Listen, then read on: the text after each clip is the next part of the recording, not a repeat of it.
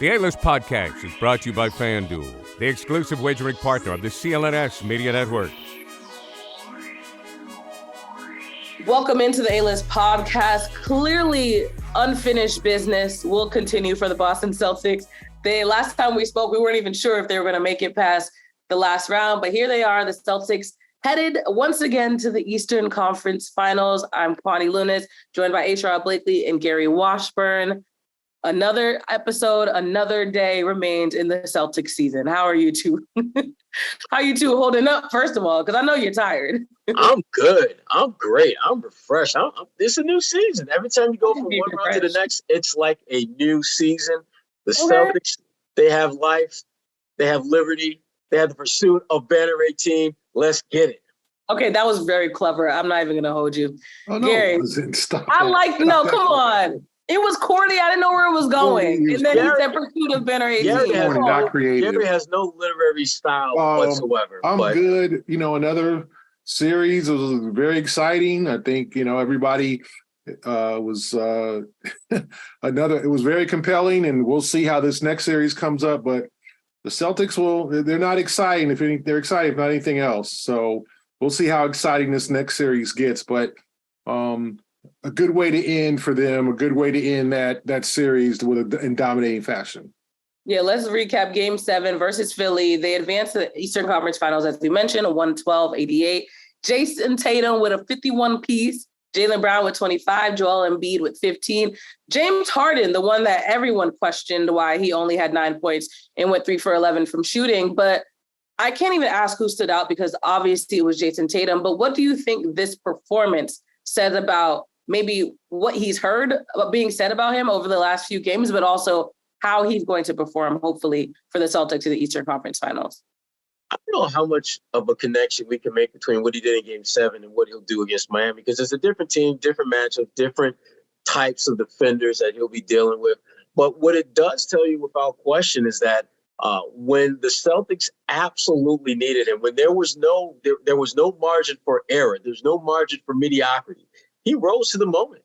He rose to the moment in a way that he had not done at that point in the postseason.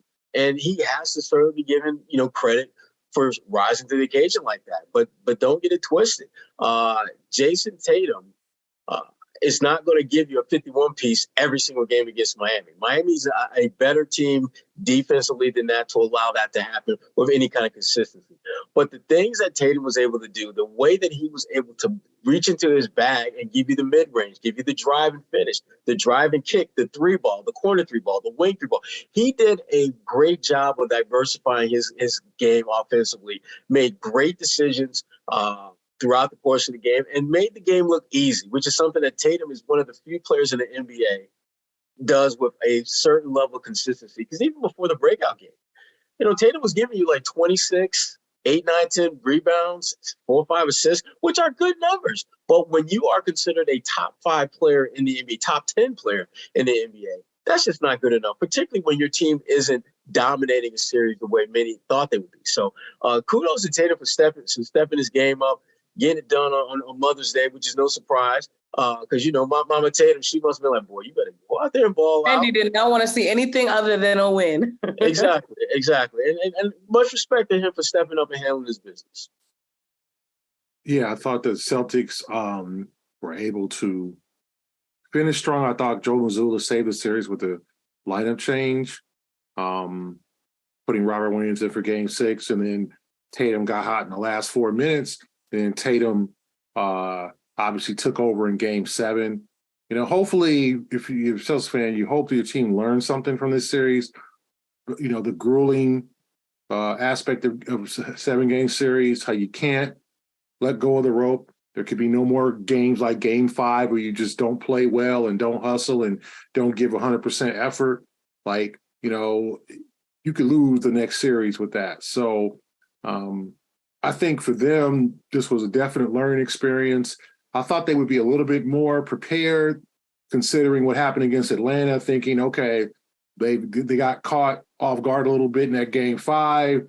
It maybe got extended a little bit too long. I'm sure they'll be ready, but they weren't. They got lost Game 1, and that's why I think Game 1 on Wednesday is the most important game of the series for the Celtics to make a statement. Do not let Miami come in here and sneak one. Then all of a sudden they got confidence. So for me, I think they come away with confidence. They got a couple of days rest. Everybody's healthy. And now they can really try to make a run at this thing, because now the path is clear. You're facing the 8th seed. You're the best team left in the tournament. I think Denver's close. But, whoever you face, and you worry about the finals when you get to the finals. But to me, I think that the Celtics, hopefully for them, learned a lot and stepped up to the challenge. Tatum was magnificent in Game 7, and you hope that he can carry that to the next series. Well, you queued me up perfectly, because I was curious, what do you think went so well for Tatum in that game? And how does he pick up where he left off when he starts playing against Miami? Well, for me, I just think he went inside out. Like, his first basket was a dunk. He didn't try to get, lately he's really been trying to get going from three. I think Tatum wants to be a premium three-point shooter. He wants to be that guy that you just cannot guard. And a lot of that is hidden threes, being 28 feet away from the basket and boom, in your face, right? And he was cold. He's been cold from the three-point line now. He wasn't cold in Game 7. He hit 6 of them. And he wasn't cold in the last 4 minutes of Game 6. He hit 4 of them. But before then, he was ice cold from the three-point line. I think that led to his slow starts, lack of confidence, then not, getting to the rim, getting stripped. But in Game 7, I just think he was fully confident. He challenged Embiid. He didn't make Embiid look like Mutombo or Wilt Chamberlain. Now, Embiid had a great series defensively, I felt. Made a lot of great blocks, but you still got to challenge him. So I think for Tatum, he went inside out. And then all of a sudden, in the second half, the outside started working. And then he was unstoppable. He was getting to the rim. He was aggressive. He was finishing at the rim, getting to the free throw line, all the above. So Tatum needs to continue that momentum in Game 1. And we all know that Eric Spoelstra is going to come up with some kind of wacky defense, whether it's trapping him, just like Will Hardy did in Utah, where he trapped Tatum the whole game and Tatum points and didn't get any shots in the fourth quarter. Spoelstra is going to do something similar, where there's going to be some type of quirky defense to stop him. They're not going to let him do what Philadelphia did. So he's got to be prepared for that. This is the next challenge. I think he's prepared, but hopefully him and Joe and the staff are collaborating on how to get him good looks when it's probably Cody Martin on him. And then, or is Caleb? Is it Caleb? I can't remember which Martin. I think it's Caleb. Plays for the Heat, one plays the Hornets. I think it's Caleb, is on him. He's a very good defender. Jimmy's going to take some time on him. He's probably going to have Bam on him in stretches too. He's got to figure out how to deal with what Miami's going to throw at him, because Miami is not going to just play one-on-one defense and let them beat him. Let him beat him. Could have been the mentality of knowing that this is a Game 7, season's on the line. But to your point, I was tracking the shot chart, and he did seem to just get comfortable in the paint by any means necessary. It seemed essentially with that game, he realized wherever I can comfortably score, I need to do that. So hopefully he can keep that momentum as well, just looking into the fact that Miami's going to trap you. So you have to figure out the best way to get to the rim. That's what the Celtics are going to need from him. Sherrod, what do you think? Yeah, well, the one thing he did a really good job was when he attacked, he didn't attack in traffic. That's where he gets in trouble, where he's trying to beat his man off the dribble, and there's 2 or 3 guys just waiting for him to try to finish at the rim, and they just poke the ball free. He's not getting the calls in those situations, because if you're a ref and you look at him trying to score over 3 dudes after beating another guy, that's 4 guys he's trying to score on and not passing the ball. And you're not going to be rewarded more times than not when you're doing that. So he did a much better job of attacking individual matchups and taking what that matchup gave him. When Joel Embiid steps out from the 3-point line to defend him, he's just simply going to beat him off the dribble. And if Joel is trailing close enough, he kicks it. If he blows by him, shoot the mid-range or finish at the rim over someone who's not going to block your shot. When he had a guard on him, great movement without the ball. I thought the one thing he did a better job of in game 7 was his movement when he didn't have the ball. There seemed to be purpose behind everything he did from a shot-taking standpoint, from a motion standpoint, from getting others involved. And you're going to need that against Miami because he's going to see 2-3 zone. He's going to see double team. He's going to see blitz. He's going to see tilt. He's going to see every type of defensive configuration that you can imagine because Eric Spoelstra is that dude when it comes to coaching. And so he's got to be prepared for that. And that part of that preparation is having an aggressive mindset that he has to recognize the blitz, the double team before it gets there, and you get the ball out quick so you can get it back, or get the ball out quick so that your teammate has a wide open shot. That's going to be absolutely imperative for him to break that Miami Heat defense down, because if you're blitzing him the minute he touches the ball and he's kicking it to Jaylen Brown, who's wide open, or he's kicking it to Marcus Smart, who's knocking down shots, or they're kicking it to one of those guys and they're throwing a lob to Rob because Bam Adebayo just was on the double team or Tatum, you're going to force Miami to have to adjust some things. And that's what you want to have happen if you're Tatum. You want to create an adjustments game for Miami because they're going to have a very defined game plan, but you want to wreak havoc to that. And the best way he can do that is keep the ball moving. And if they're not reacting to that, take advantage of the matchup edge that you have. Okay, so let's move on because clearly Tatum did what he had to do, silence some of the haters for now. But Jaylen Brown, I would love to talk about him as well. What did you see from him in game 6 and 7, and how does he need to react for them to be successful versus the Heat? Steady. Jaylen's just, you just basically mark him down for 22 to 25 points every night. It really doesn't matter how he gets them because he's getting them in a lot of different ways. I think one of the things about Jaylen Brown that hasn't really gotten a lot of attention is his three-point shooting. He is really knocking down the three ball. I think he's shooting like 46, 47% in the playoffs from three-point range. And when he's able to do that and he's able to attack defenses, they're going to be tough to beat. I'm curious to see how they're going to go at Bam because I think what they did in game 7, where they had a lot of shots blocked, but they had a lot of finishes at the rim too. That, I think, has to be part of the game plan against Miami. You have a number of guys on that team defensively that from an individual defending standpoint are a little bit shaky. I like the chances of Jaylen Brown when he's guarded by Max Strus. I like what Tatum can do if he gets a switch and it's Duncan Robinson that's trying to stop him. And they need to be smart enough to recognize when to attack those mismatches and when to use those mismatches to take what will be a good shot and turn it into a great possession where a guy has like a wide open corner three. Those are the kind of things that they're going to have to make in the moment split decisions on. And I think they're ready for that because I think game 7 was the blueprint, if you're the Boston Celtics, of how, not just how you can play, but how you should approach the game. It's not going to be perfect, but if you're able to create the matchup that you want offensively and you're solid defensively, you're going to be able to win this series and you're going to be able to win it in short time. Yeah, I think Jaylen was, he scored 25 points, but I thought he was active defensively. He, got into a couple of altercations, the one at the bench with, yelling at the after George Niang kind of pulled his knee. Niang shouldn't have pulled his knee. Yeah, that should have been an ejection. They didn't pull back that tech, the NBA. I definitely didn't think that just was a technical foul. I thought he should have been ejected for that. I thought it was a dirty play. Jaylen kind of, forgave him and kind of wrote it off after the game. But I thought Jaylen was really active in other phases of the game. He was selective with his shooting because he knew it was Tatum's night. And I liked what he said. He said, hey, get out that man's way. Let that man put the ball in the hoop. I'll do whatever else it takes. Tack the rim, hit the occasional three.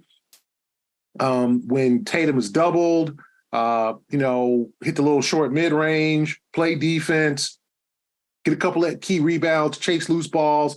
Remember, he dived for that ball in front of the Celtics bench. I think it was out on him, but, him and PJ Tucker, like, that showed desire. And I think we need to see more of that from the Celtics. Just like, listen, this is where it counts, right? No more this is not the regular season. This isn't a Tuesday game against Minnesota. Like, these are the big games. When you set the tone for the game with your crowd and for the series, when you start doing those type of hustle plays, diving for loose balls, that's how, let's be honest, PJ Tucker saved the series with that three-point play in game 4. Like, the Sixers were on the ropes. He muscled, got the and one. That changed the game and changed the series, almost won him the series. Like, And the Celtics need that kind of grit and grind, especially against the Heat, because that's what they live off of. So, we'll see how they approach game one on Wednesday. But I thought Jaylen was solid, quality, perfect number 2 guy for that game, because that's what they needed. They didn't need him to be a number 1 along with Jayson. It was Jayson's game scoring wise, but Jaylen, hey, you be 51, I'll drop my 25. That's cool. Get a couple of boards, get a dunk, get some, trash talk, draw a flagrant foul on James Harden. Just like, hey, I'll do my part, you do your part. And they won. And that was successful. That was a successful recipe. I really appreciated this game too, because we talk about a lot on this pod about how there was the way that these two have been pitted against each other and can it work? And ad nauseum, it's to a point where it doesn't seem as though people understand that until game 7, I think people are finally actually seeing that these two can actually play together and it can be productive. Not that it hasn't been before, but unfortunately it took the season being on the line for people to finally wake up and say, oh my gosh, they're great together. They can figure it out. Even the fact that Jaylen is okay with stepping back and letting Tatum do his thing. Like, we've seen that all along, but for some reason it took this game specifically for fans and other media outlets to understand. So, because I read a headline today, which is why I'm saying this, that I'm reacting to, where I was like, we knew this. Don't all of a sudden wake up and realize that you can have 2 NBA All-Stars on your team and they be successful. Anyway, I digress. Now that the conference finals are here, make a fast break to FanDuel during the NBA playoffs, because right now, new customers can get a no-sweat first bet up to $1,000. That's right, $1,000 back in bonus bets if your first bet doesn't win. When you think about FanDuel, you get great promotions every day. It's a safe and secure app, and you can get paid instantly. There's no better place to bet all the playoff action than America's #1 sportsbook. Visit FanDuel.com/Boston and get a no-sweat first bet up to $1,000. That's FanDuel.com/Boston. FanDuel, the official sports betting partner of the NBA. On to Miami. The lowest seed still left in the playoffs. Jimmy Butler, 31 points, 6.6 rebounds, 5.4 assists per game in the playoffs so far. He's been on fire, no pun intended. But how do you think the Celtics could potentially? That was bad. I realized as I said it was considered a pun. Heat on fire. Oh God! No pun intended. Sorry, listeners. Sorry, viewers. That's not us. Wasn't Flagrant one. Not a flagrant one. Flagrant one. Yeah, we need to get some free throws out of this. Look at that again. Let's look at that again. Where's Scott Foster when you need him? Here comes Scott Foster. I can't stand y'all. Here comes Scott Foster. Slow down, Jimmy Butler. I'm sorry. Sorry, folks. That is not us. So back to on fire Jimmy Butler on the Miami Heat. On fire. God. Go ahead, Sherrod.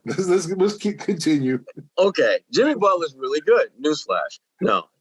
Here's the thing about Jimmy Butler. Jimmy Butler has consistently been able to elevate his game in the most important part of the season, which is the playoffs. And that's why he is always going to make me a little bit queasy, because he has that ability to not only elevate his play, but get enough from his supporting cast so that he's in position to deliver the dagger. People forget about, that game 7 last year, where the Celtics were up by 13 points with like maybe 2.5 minutes to play, and Miami scored 11 straight. And Jimmy Butler said, I'm not going for the tie. I'm going for the W. Raises up on that 3-pointer from the wing. Al Horford is wisely making sure he gets back so that Jimmy doesn't get an easy bucket at the rim. And Jimmy recognizes this, pulls up for the 3, which is pretty wide open.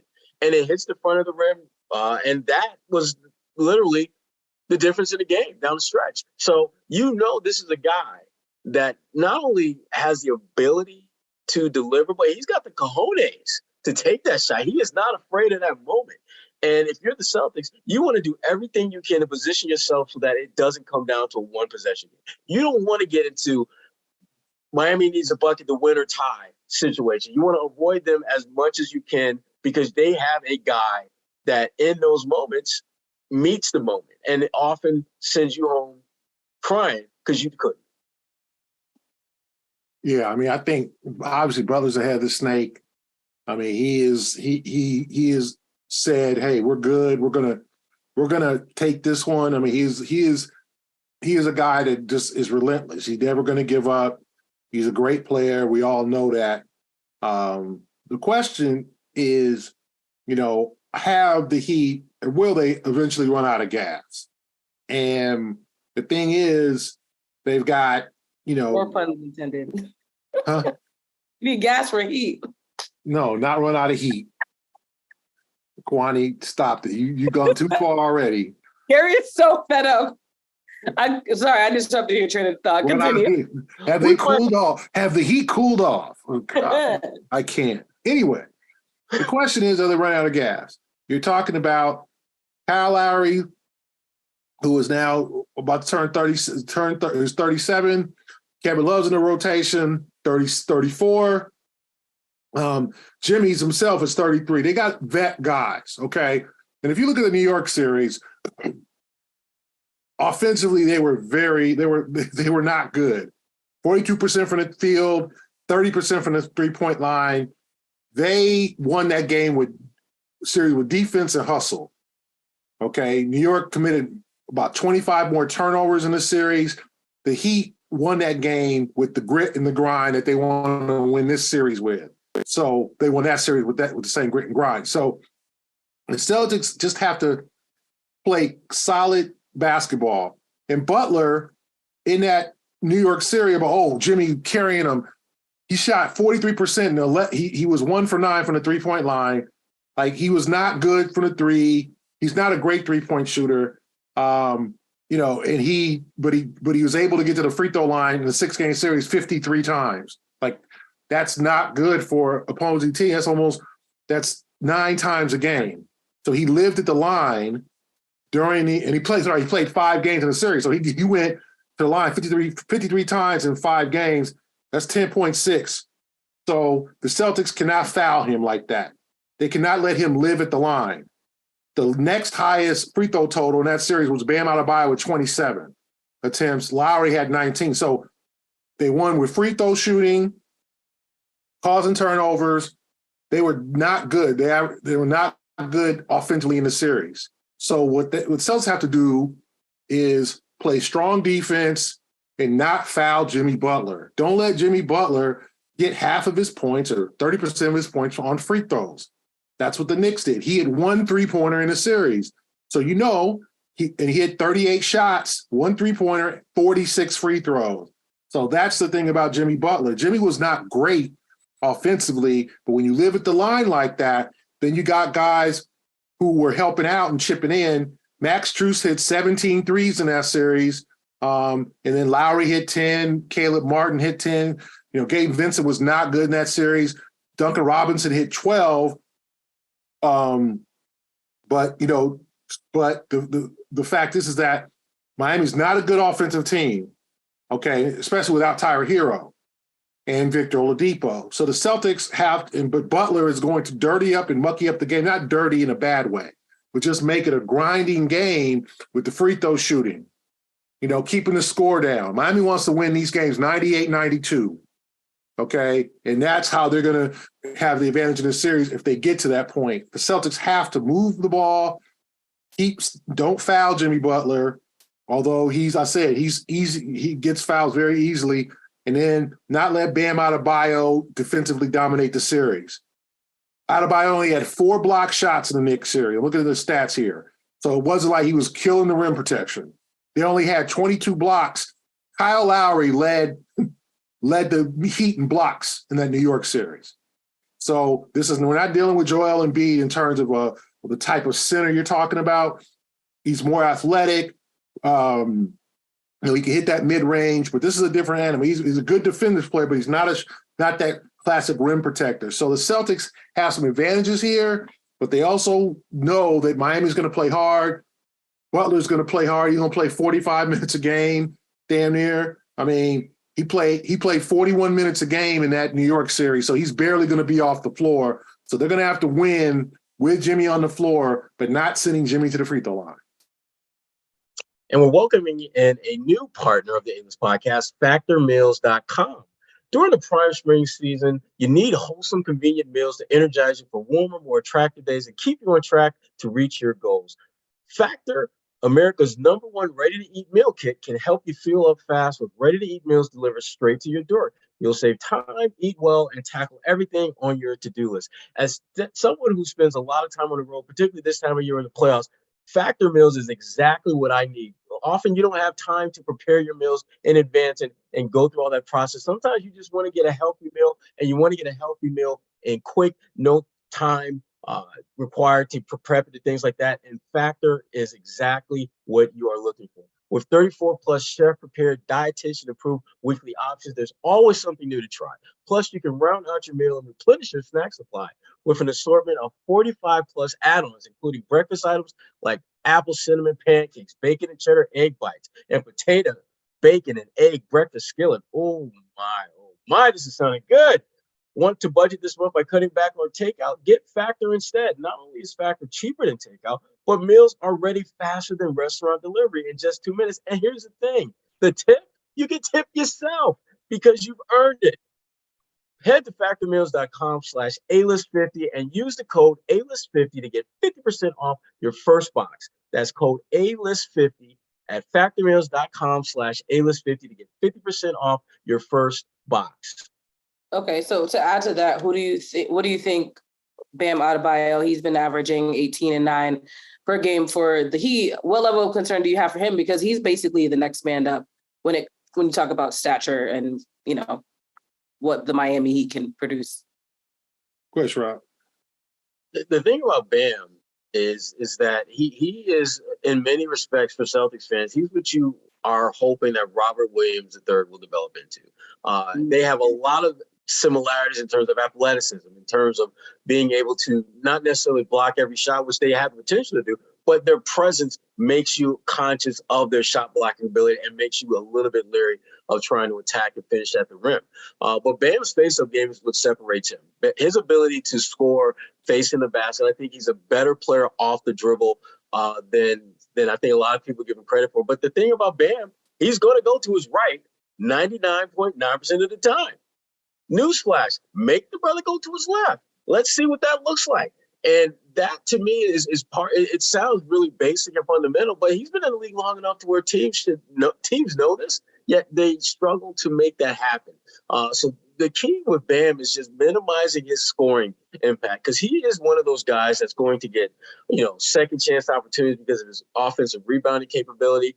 And also, because they got so many different guys out there who have the potential to knock down shots when they've got Duncan Robinson and Strus out there specifically, he may find himself wide open at the free throw line, which is a shot he can knock down with consistency, or at the elbow.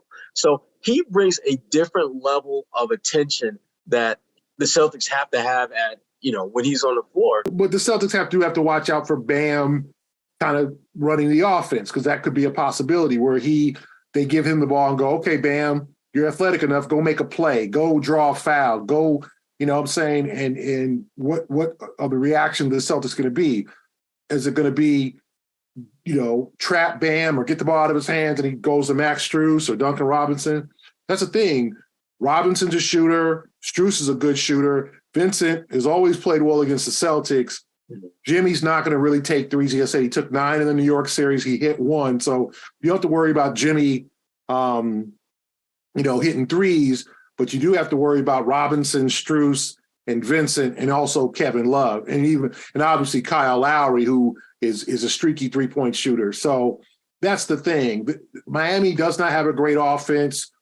Scoring's going to be at the premium here, but I think that if they have a defensive adjustment for Adebayo in terms of just learning how to get the ball out of his hands, don't let him orchestrate, don't double off of him or lay off of him. Remember that game earlier this season where they had Peyton Pritchard trying to guard him at the free throw line? He just shot over him and made the go-ahead basket late in the game. Like, don't get caught on these bad switches. Blitz him a little bit, get the ball out of his hands, and keep him from getting on the boards and getting 18, 19 rebounds too. Don't let him give them second chance scoring opportunities. This is a different play you're dealing with. obviously people are, oh, now they don't have to replace Joel Embiid. It'll be even. No, it's not going to be. Bam's more athletic. He's not the scorer. He's not going to score 35 points or whatever, but he will pull down 19 rebounds and give his team other second chance opportunities and play good defense. So he comes differently, and then you got Cody Zeller as his backup. Cody's a guy who will just play hard, I guess. Not a great player, but as I said, the Celtics have more depth and they have more talent. Okay, so that means it goes to coaching and it goes to the other intangibles: hustle, playing hard 100% of the time, effort, all that. Celtics match that. They should win the series, to me, with relative ease because, as I said before, you don't know when Miami's going to run out of gas. Like, they got a lot of older guys.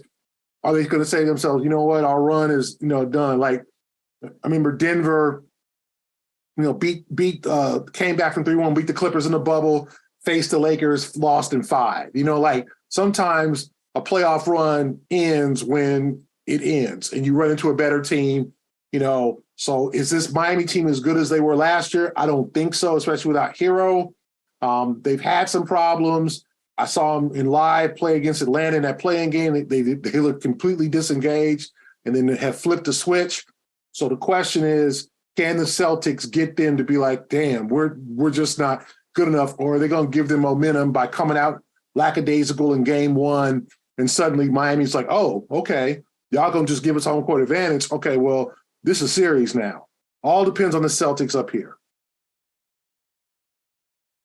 I love that. So that being said, it sounds like you guys broke down the matchup pretty well. Are there any other factors that you think should be considered when we look at this matchup? Obviously, coaching is not really comparable because you have a vet versus a rookie coach. But otherwise, what do you think are some other keys to keep an eye out when we watch?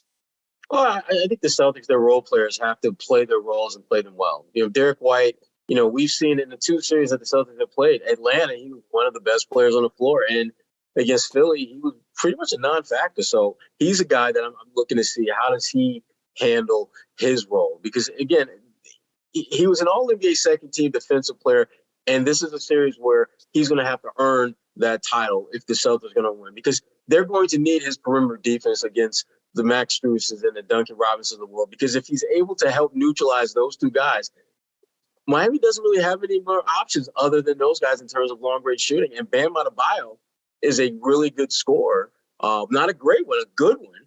But between Al and Robert Williams, I feel pretty good about him not having a 20-20 type of game in this series. And so if you're neutralizing the perimeter guys and you're neutralizing their one inside scorer, Jimmy Butler is the one wild card. And if those other 2 things aren't playing at a high level, the Heat are very much like the team that Gary talked about that we saw in the playing game. They're not very good. So there you go. Yeah, I think the key, like Sherrod says, I think the White Brogdon combination, like what kind of lift Brogdon can give them offensively coming off the bench, and then when White comes off the bench, what he gives them, and also there's got to be maybe in particular an 8th person, like is it Grant Williams, Sam Hauser, even a Peyton Pritchard? Like, I don't know if with games every other day, do you go only 7 deep? Okay. And how many minutes do you give Tatum and Brown? Are you going to play them 42 minutes per game? Now you might want to, but if you're in control of the series, maybe it changes. I don't know. But I think that maybe an 8th man comes here into the fray here and attempts to helps out. If it's Hauser hitting threes, spreading the floor, getting those guys to have to spread out. The problem with the Knicks in the last series was the Knicks couldn't score other than Jalen Brunson. RJ Barrett was awful. Julius Randle was awful. Like they didn't show up. Their main guys didn't show up, and then all the games became grimy and dirty. And the Heat was better at being grimy and dirty. I mean, I look at the numbers. Julius Randle shot 41% in the series, 18 points, 28% from the 3-point line. The Knicks were just not good. 63 3-pointers overall in 6 games. They just weren't. Josh Hart was 23% for the 3-point line. Like nobody, I look at this series, nobody played all that well except for Jalen Brunson.